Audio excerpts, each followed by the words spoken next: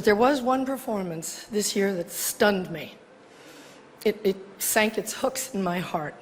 Not because it was good. There was nothing good about it. It was that moment when the person asking to sit in the most respected seat in our country imitated a disabled reporter. It kind of broke my heart when I saw it, and I still can't get it out of my head because it wasn't in a movie. It was real life. Disrespect invites disrespect. Violence incites violence.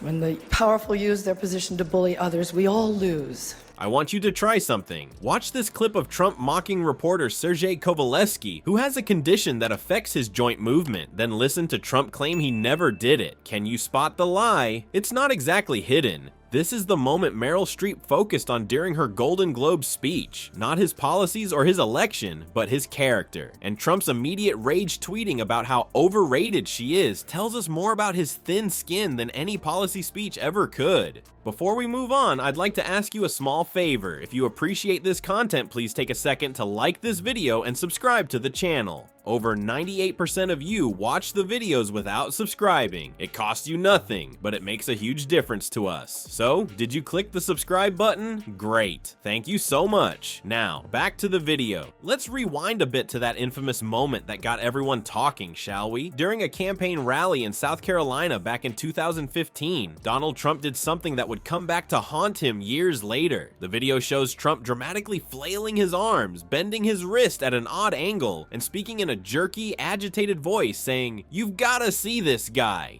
I am the most overrated and most It's embarrassing and it's terrifying to put the target on your forehead, and it sets you up for all sorts of attacks and armies of brown shirts and bots and worse. And currently I am the most berated actress who likes football of my generation. He was supposedly imitating New York Times reporter Serge Kovaleski, who happens to have arthrogryposis, a condition that affects the movement of his joints. Now, this wasn't just some random target Trump picked out of a hat. The context makes it even worse. Kovaleski had recently challenged Trump's bogus claim about seeing thousands and thousands of Muslims in New Jersey celebrating after the 9/11 attacks. When Kovaleski correctly pointed out this never happened, Orange Turd decided the appropriate response wasn't to provide evidence, because there wasn't any, but to physically mock the reporter's disability. What's particularly telling about this incident is what happened afterward. When people rightfully called out this behavior as cruel and inappropriate, Trump went into full deny and deflect mode. "I don't even know the guy," Trump insisted, claiming he had no idea Kovaleski had a disability, which is pretty rich considering Kovaleski had covered Trump extensively during his time at the New York Times, including multiple in-person interviews in Trump's office. The rally video makes Trump's denials even more laughable. Right before launching into his impression, he specifically says, "You gotta see this guy," which is a pretty strange thing to say about someone you supposedly don't know. It's like claiming you've never met your dentist while sitting in their chair with your mouth wide open.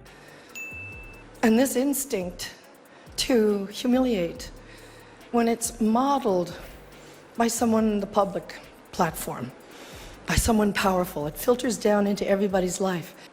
But it was effective and it did its job. It made its intended audience laugh and show their teeth. We need the principled press to hold power to account, to call them on the carpet for every outrage.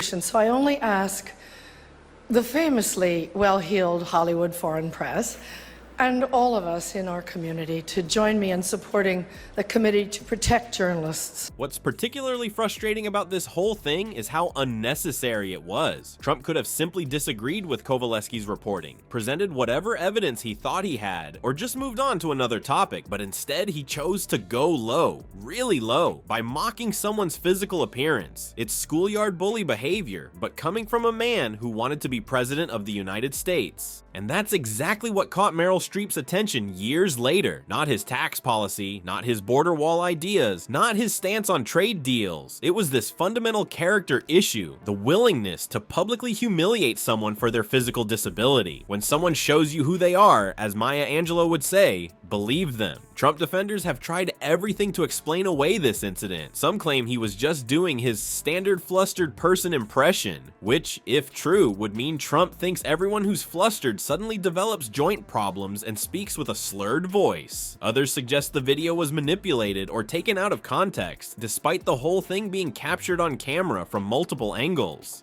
If his catastrophic instinct to retaliate doesn't lead us to nuclear winter, we will have much to thank this president for. The only way you can do it is to feel you have to. You have to. You don't have an option. You have to. Stand up, speak up, act up. His whisperers will have alerted us to the potential flaws in our balance of power in government.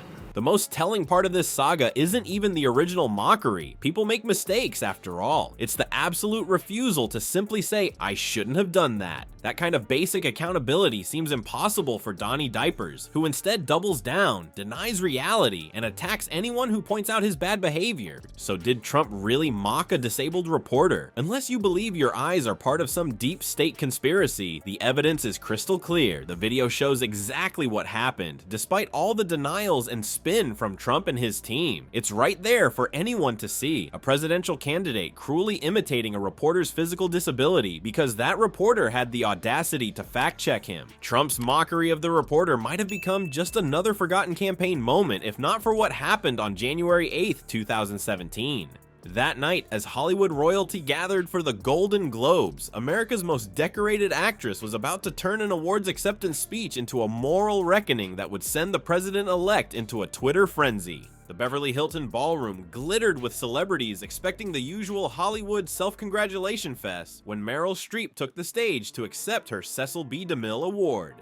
How easily all of this can be ignored, and how the authority of the executive in the hands of a self-dealer can be wielded against the people, and how quaint notions of custom, honor, and duty compelled them to adhere to certain practices of transparency and responsibility, punish and humiliate, delegitimize the press and all the imagined enemies with spasmodic regularity and easily provoked predictability. The audience settled in for what they assumed would be a pleasant walk through her legendary career. Maybe a few amusing anecdotes about working with De Niro, or a tearful thank you to her agent. You know, the usual boring stuff these award shows are made of. But Streep had other plans. After briefly acknowledging her distinguished career, she shifted gears so smoothly you almost didn't notice she was about to drop a truth bomb right in the middle of Hollywood's champagne-soaked party, without ever mentioning the name Trump, because let's face it, she didn't need to. Streep referenced a performance that had stunned her that year. No, not Ryan Gosling's piano playing in La La Land. She was talking about that moment when the soon-to-be most powerful man in the world decided it was appropriate to mock someone's physical disability on national television.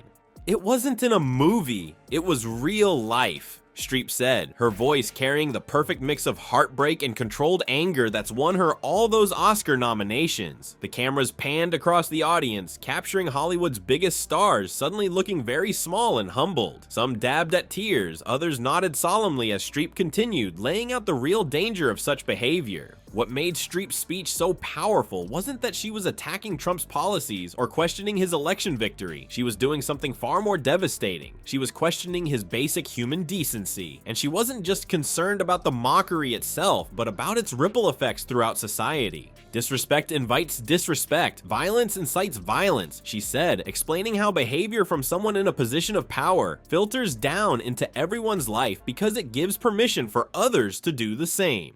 Streep wasn't just criticizing one nasty moment, she was highlighting how leaders shape cultural norms. When the president mocks disabilities, what message does that send to the schoolyard bully or the workplace jerk? The room fell completely silent as Hollywood's elite, not exactly known for their humility, were reminded of their own responsibilities as people with platforms and influence. Streep wasn't just talking about Grumpy Trumpy, she was talking about all of them, all of us. But perhaps the most powerful moment came when Streep pivoted to discuss the vital role of the press in a functioning democracy. "We need the principled press to hold power to account," she declared, "to call them on the carpet for every outrage." In a room full of actors, she was reminding everyone that real-life heroes often carry press badges, not capes. As her speech reached its conclusion, Streep delivered one final emotional gut punch. Drawing from her recently departed friend Carrie Fisher, she urged everyone to take your broken heart and make it into art. The perfect bookend to a speech that wasn't really about Hollywood at all, but about how we respond to cruelty and dishonesty.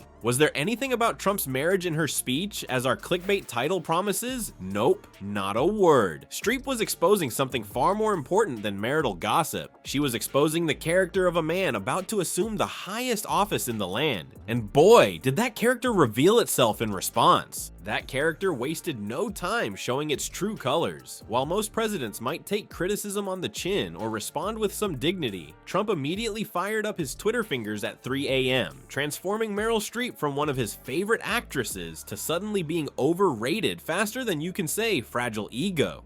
Most normal human beings, when criticized by someone they previously praised, might take a moment for self-reflection, but Donald Trump isn't most people. He's a special little snowflake who melts down at the slightest heat. His rapid-fire tweets called Streep one of the most overrated actresses in Hollywood, and a Hillary flunky who lost big. Nothing says presidential temperament like rage tweeting about an actress's talent because she made you look bad. The timing was almost comical. Those pre-dawn tweets gave us all a glimpse into what keeps the soon-to-be president up at night. Not national security, not economic policy, but what an actress said about him at an awards show. Talk about priorities. The pattern was so predictable you could build a Trump response flowchart. Step 1, deny reality. Step 2, attack critic personally. Step 3, play victim. What's particularly telling isn't just that Trump lashed out, but how quickly he contradicted himself. This is a guy who previously called Streep excellent until she criticized him. Then suddenly she couldn't act her way out of a paper bag. His approval apparently comes with an expiration date that kicks in the moment you disagree with him. The funniest part of Trump's temper tantrum was how perfectly it proved Streep's point about his character. She talks about the harmful impact of mockery and disrespect from those in power, and his immediate response is, more mockery and disrespect. It's like getting accused of being a hothead, then punching a wall to prove you're not. Self-awareness has never been Trump's strong suit.